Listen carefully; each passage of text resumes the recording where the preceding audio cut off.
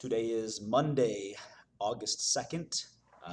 We just got out of class and I meant to get this vlog on Friday, and it was a late day for a long week. So we've now had 6 days into this school year. Every single day my roster has been different than it was the day before. I'm hoping that it's stabilizing now.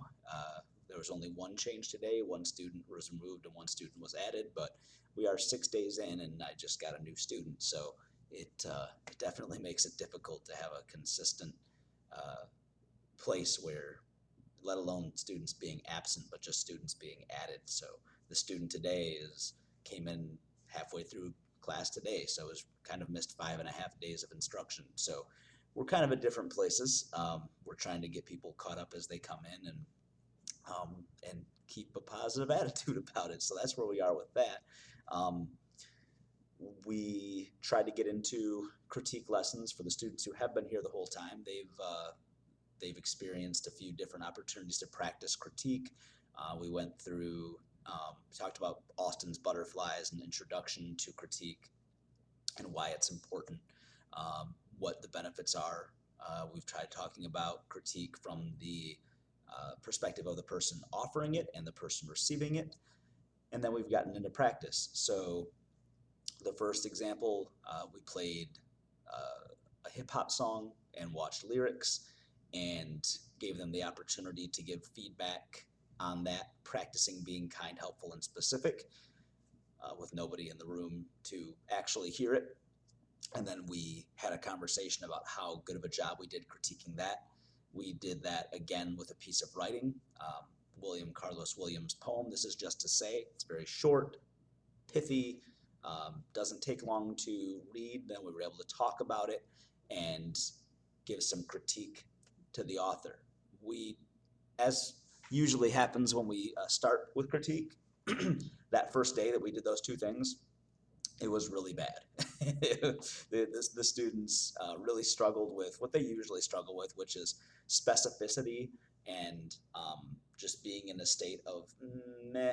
It's that was good, I liked it, or that was okay, but not getting into what they liked or why they liked it or how something could have been better. So um, they we recognized that, we met them where they were, and then the next day we got into our next practice, and the goal is just to, let's just be better today than we were yesterday, and if we do that every day, then we're going to make significant progress over the long haul. So uh, the next day we worked on vulnerability, which was the theme about, if you're going to put yourself out there for critique, you have to be vulnerable.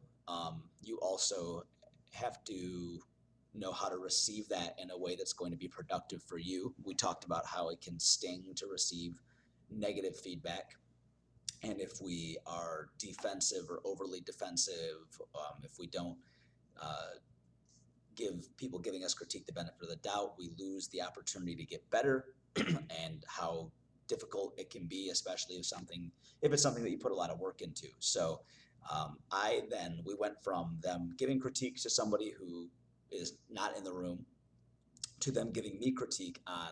I gave each group a different piece of woodwork that I've done, cutting boards, small boxes, things like that, and asked them to look them over, talk about them as a group, and then offer critiques. And we did that publicly. So each group would say, here's what we think about this cutting board. Here's what I didn't like about it. Here's what I did like about it, or here's what we did like about it, and why. And they still struggled, but they did better than they did the previous day, which was the goal. So um, one gave the critique of, this is a cutting board and it's ugly. So that was an opportunity for growth. But others did a better job of getting into the specific details of what they liked and what they didn't like. And in addition to them practicing that, a larger point was for me to model how to receive that. How do you take it when somebody gives you negative feedback on something? Um, how do you respond in a way that does not shut down people from offering you those things in the future? So there was that, and then at the end of the week, We uh, we had our food from Wonder City Bakery, which is awesome.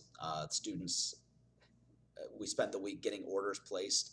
Again, that was really difficult to do because so many of them were coming in at the last minute. Fortunately, we didn't have a brand new student on the first day.